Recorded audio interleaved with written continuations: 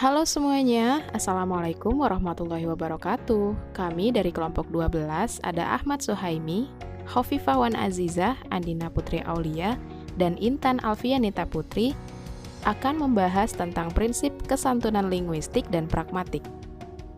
Kita mulai sekarang ya. Yang pertama ada kesantunan linguistik. Kesantunan linguistik imperatif mencakup beberapa hal, antara lain panjang atau pendeknya tuturan, urutan tuturan, intonasi dan isyarat kinesik, dan penggunaan kata seru sebagai penanda kesantunan.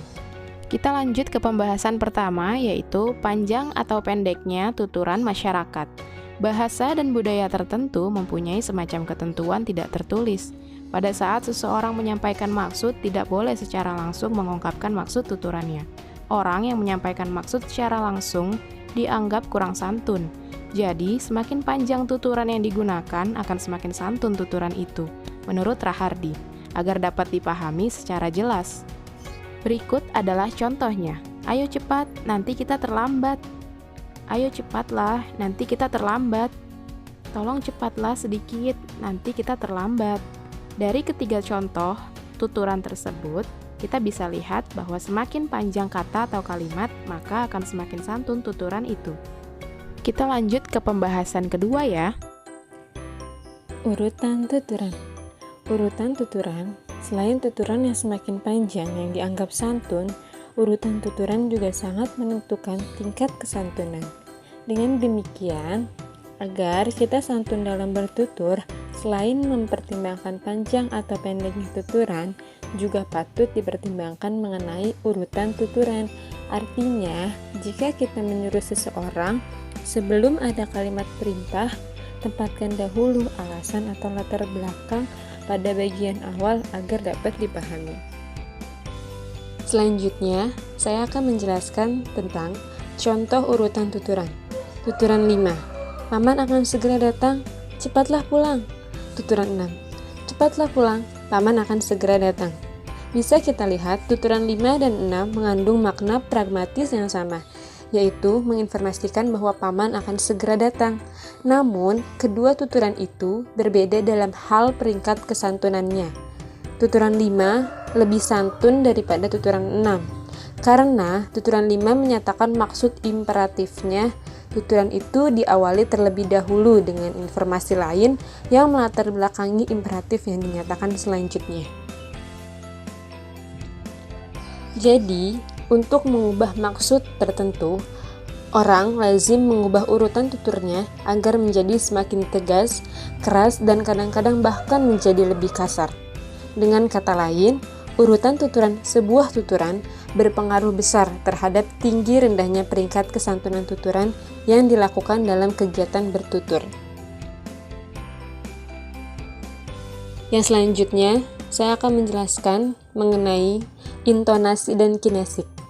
Sunaryati dan Sutarto dalam bukunya tahun 1998 halaman 43 menyatakan bahwa intonasi adalah tinggi rendah suara, panjang pendek suara, keras lemah suara, jeda, irama, dan timbre yang menyertai tuturan.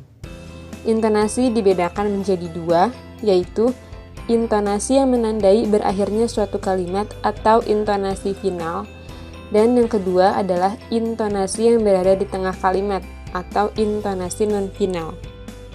Di samping intonasi tuturan, kesantunan penggunaan tuturan imperatif bahasa Indonesia juga dipengaruhi oleh isyarat-isyarat kinesik yang dimunculkan lewat bagian tubuh penutur pada saat proses bertutur berlangsung. Sistem paralinguistik yang bersifat kinesik itu dapat disebutkan di antaranya 1. Ekspresi wajah, 2. Sikap tubuh, 3. Gerakan jari jemari, 4. Gerakan tangan, 5. Ayunan lengan, 6. Gerakan pundak, 7. Goyangan pinggul, dan ke-8 gelengan kepala. Isyarat-isyarat kinesik yang telah saya sebutkan tadi memiliki fungsi yang sama dalam menuturkan imperatif, yakni sama-sama berfungsi sebagai penegas maksud tuturan. Selanjutnya saya akan memberikan contoh isyarat kinesik. 1. Kirim surat ini. 2. Kirim surat ini secepatnya dan jangan sampai terlambat lagi. 3. Dikirim saja surat ini secepatnya dan jangan sampai terlambat lagi. Dari ketiga contoh tuturan di atas dapat dilihat dengan jelas bahwa jika dihitung jumlah konstituen katanya, tuturan 1 berjumlah kata paling sedikit. Jika mengabaikan aspek intonasi dan tidak memperhitungkan sistem paralinguistik kinesik yang digunakan dalam bertutur, tuturan 1 akan dianggap sebagai tuturan yang paling tidak santun. Sebaliknya, tuturan 3 akan dikatakan sebagai tuturan yang sangat santun. Karena di samping panjang, tuturan itu juga dianggapkan dalam bentuk pasif. Jadi, dapat dikatakan bahwa intonasi dan sistem paralinguistik kinesik memegang peranan sangat penting dalam menentukan tinggi rendahnya peringkat kesantunan pemakaian tuturan imperatif dalam bahasa Indonesia. Dalam intonasi dan kinesik, kesantunan linguistik juga ditentukan oleh intonasi dan kinesik. Tuturan yang panjang, jika dituturkan dengan intonasi yang kasar dan keras, juga akan mengurangi tingkat kesantunan. Begitu juga tuturan yang panjang, tetapi disertai gerakan mimik atau pantomimik yang bersahaja, niscaya tuturan itu akan semakin santun.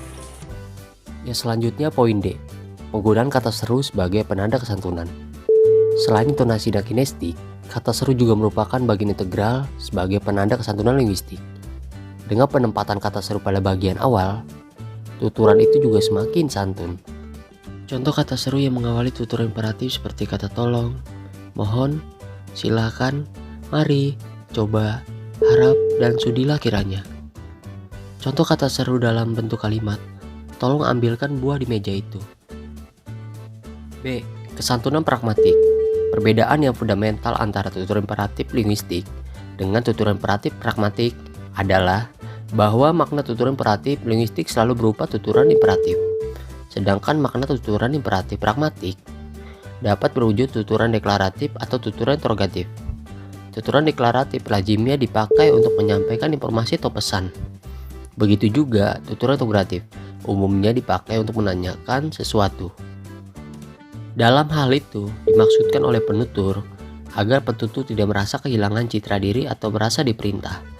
Maka dalam hal tersebut bersifat imperatif. Selanjutnya, contoh-contoh tuturan sebagai berikut. Contoh pertama, kerjakan pekerjaan ini sampai tuntas, kata Camat Jatinegara kepada para pegawai di kantornya. Yang kedua, mari kita kerjakan pekerjaan ini sampai tuntas, kata Camat Jatinegara kepada para pegawai di kantornya. Jika diamati secara cermat, kedua tuturan tersebut memiliki maksud yang sama, tetapi pada tuturan 2, Camat Jatinegara memerintah para pegawainya secara tidak langsung menggunakan kalimat pragmatik imperatif, agar tidak memberi kesan sedang diperintah secara langsung. Contoh ketiga, Pak, antarkan saya berbelanja ke pasar, kata sang istri kepada suaminya. Pak, saya akan berbelanja ke pasar, tetapi bukan terlalu berat, kata sang istri kepada suaminya. Pada contoh tersebut, tuturan 3 atau 4 memiliki maksud yang sama. Hanya saja tuturan 4, sang istri tidak langsung menyuruh suaminya untuk mengantar ke pasar, tetapi dia menggunakan kalimat pragmatik imperatif berupa bujuk.